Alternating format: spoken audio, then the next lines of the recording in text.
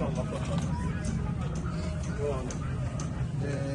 لي هذا، حط الرز في النص القدر يا ابو نعيم. نعم يا ابو. حط القدر. سكر هذاك يا ابو طلال. نعم. بسم الله الرحمن الرحيم. الحمد لله رب العالمين. في هذا اليوم المبارك، اليوم الثلاثاء 6 من فبراير لعام 2024، نقوم بتجهيز مئات وجبات الطعام الساخن بدعم كريم وتمويل سخي من مؤسسة أمة كرفاني. نشكر هذه المؤسسة التركية التي كانت معنا من بداية هذا الحرب في المشاريع المختلفة، وها هي اليوم تخفف من معاناة إخوانهم النازحين والمرابطين في محافظة رفح جنوب قطاع غزة بوجبات الطعام الذي تكفي مئات الأسر النازحة في هذه المحافظة المباركة وفي هذه الحرب المستمرة على قطاع غزة. نشكر الشعب التركي المسلم على تثبيت إخوانهم المرابطين في غزة، بارك الله فيهم وجزاهم الله كل خير.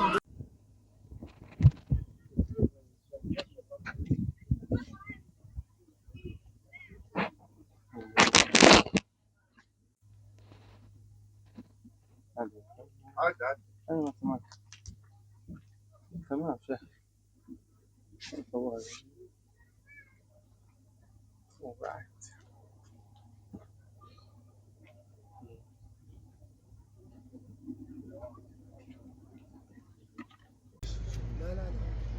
لا سكرها افتح.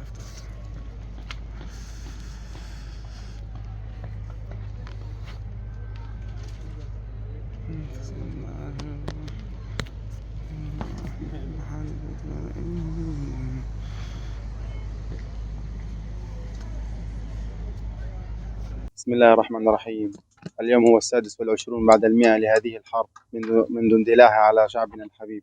اليوم موافق 8/2 لسنة 2024. نقوم اليوم بإعداد تأهيل خيمة لسكان نزحوا من الشمال إلى الجنوب لتحميهم من هواء الشتاء ومطر الشتاء. وشكرا لمؤسسة أموت كرفاني على هذا الدعم، ونتمنى منهم المزيد، وبارك الله لهم في مالهم وعيالهم ورزقهم، وشكرا جزيلا لهم وجزاهم الله عنا كل الخير.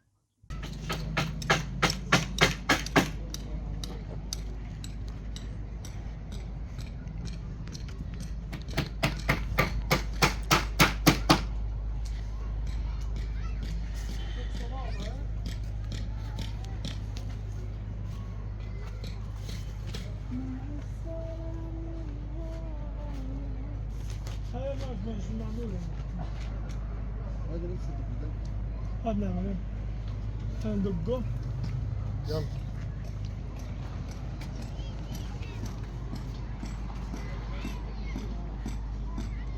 قمنا بإعادة ترميم هذه الخيمة وإنشائها من جديد لصالح عائلة نازحة من الشمال إلى الجنوب أثر العدوان الغاشم، وذلك بالتبرع من مؤسسة أموت كرفاني. بارك الله لهم في مالهم وعيالهم ورزقهم، وجزاهم الله عنا كل الخير.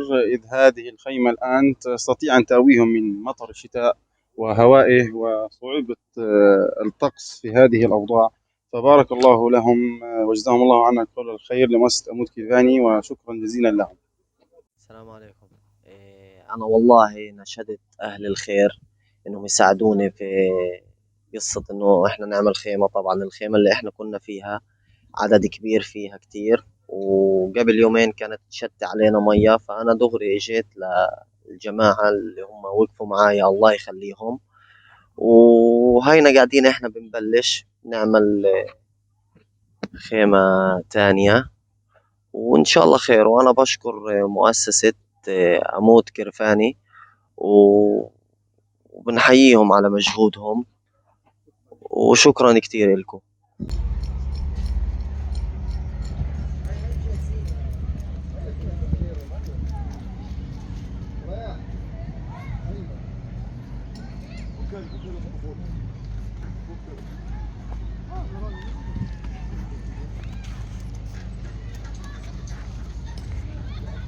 لا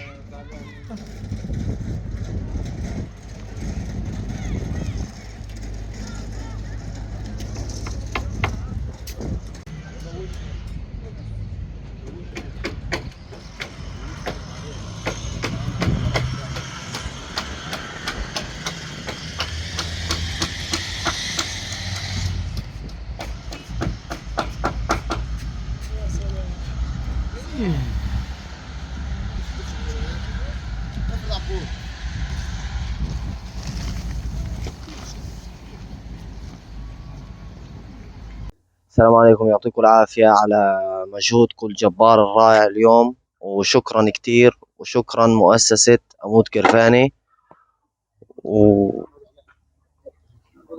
والله يجزيكم كل الخير ويخلف عليكم، والله ما قصرتوا.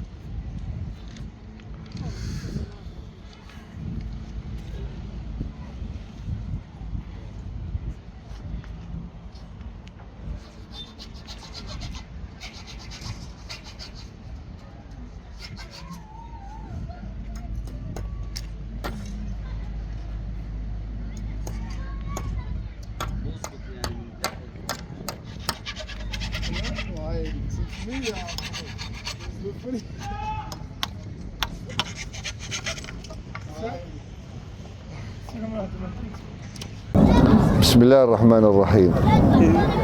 أود بداية أن أشكر مؤسسة كرفان الخيرية لتوفيرها الكرسي لابني شادي، الكرسي المتحرك، وأتمنى منها أن تلبي مناشدتنا لتوفير الاحتياجات الأخرى له من حفاضات ومأكل ومشرب، وكذلك يحتاج لفرشة طبية، والفرشة الطبية هذه تحتاج إلى طاقة شمسية، وإن شاء الله هيك بفك الغمة عنا وبنروح لدورنا، والاحتياجات هذه بنجدها في بيوتنا أفضل ما نجدها في منطقة النزوح هذه. نزلها. جيب النيلون. شيل النيلون.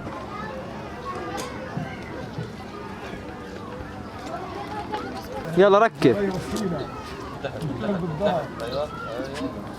بس بزيد مويه. ايوه عشان خلص مره واحده لانه اسكت. بسم الله الرحمن الرحيم، والصلاة والسلام على أشرف المرسلين سيدنا محمد الصادق الوعد الأمين.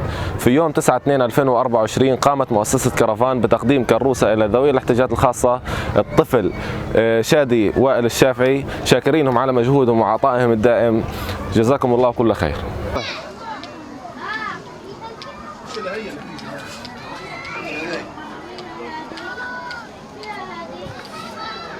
كمان كمان كمان كمان.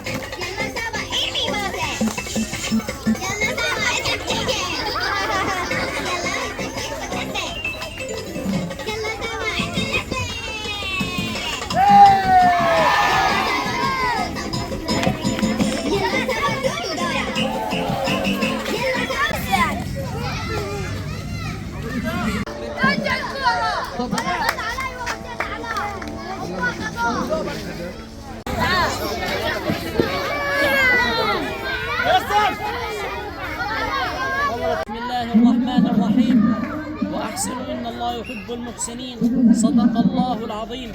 اليوم السبت 10/2/2024 الذي يوافق اليوم 126 للحرب على قطاع غزة ننفذ مشروع الدعم النفسي لأطفال بتمويل كريم من جمعية أمة كرفان. صدقا تهدز عبارات الشكر والثناء أن تقف بين يدي العظماء وأهل الجود والسخاء، ولكم منا كل العرفان بالجميل يا أهل العطاء. شكرا لكم بكل حب وامتنان.